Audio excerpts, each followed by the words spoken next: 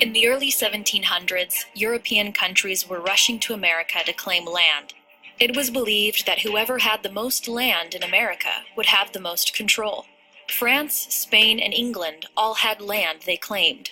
One very valuable area was Florida. Spain had control of Florida for 250 years, but now England wanted it. It was beautiful land, and 3 sides of it were surrounded by the ocean. And it was part of contiguous America, which England had claimed most of. England had already taken Cuba from Spain.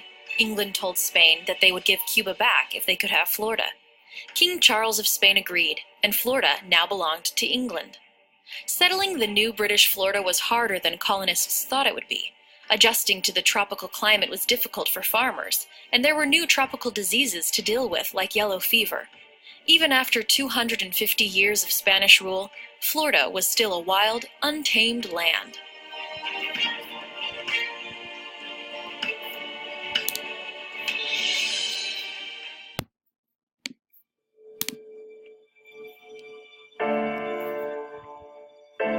In the 1750s, the British and French were claiming more and more land in the New World. The British had the 13 American colonies, but they also wanted the Ohio River Valley. The valley had rich and productive farmland. Many British had come to America specifically to farm.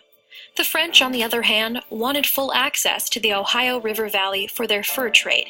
They had trapped animals for their fur pelts for many years in Canada, but felt they should be able to claim land in America for France. To make a solid claim to the land, the French began to build a string of forts. The English sent a letter to the French by way of a young messenger, 21-year-old George Washington. The letter stated that the French claim was wrong and told them to leave. The French responded by capturing an English fort. This is what started the war. The French had a good relationship with the local Native American Indians. The Indians joined in the fight against the British. This is why the war was called the French and Indian War.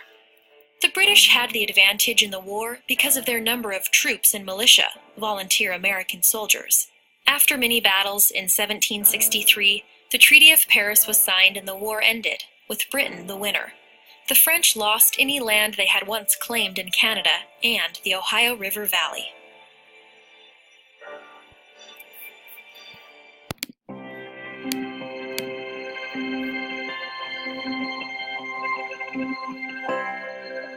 By 1773, the American colonists had had enough.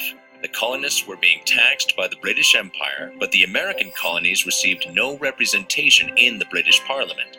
The Americans were ready to revolt. A group called the Sons of Liberty organized a political protest, boarding an English ship in the Boston harbor and throwing their entire tea shipment into the sea. The British were furious. Tension mounted over the next 2 years. Many Americans wanted independence from England. Thomas Paine wrote an influential pamphlet called Common Sense, expressing the Americans' desire for independence. England, on the other hand, wanted to keep the colonies under control.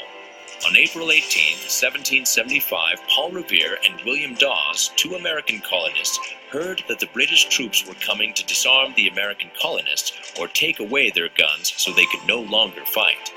That night, Paul and William rode through town on their horses, warning the American colonists. The next day, the Americans were there waiting for the British. The British soldiers fired, the shot heard round the world.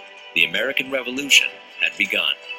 On July 4, 1776, 1 year into the war, Thomas Jefferson wrote a Declaration of Independence for the American rebels, declaring their independence from England and declaring the United States of America its own country. But the conflict was far from over. War was still raging on outside.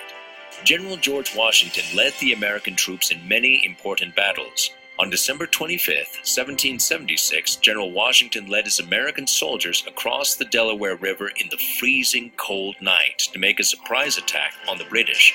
It was a major victory for the Americans and marked a significant turning point in the war. Later, Washington led his troops to Valley Forge, where they camped during the winter of 1777. It was a cold, hard time for the American troops, but warmer days were on the horizon. The battles of Saratoga marked another important victory for the Americans, and finally, after 4 more years of fighting, on October 19, 1781, British Major General Charles Earl Cornwallis surrendered to General Washington and the Americans. The Revolutionary War was over. America had won its independence.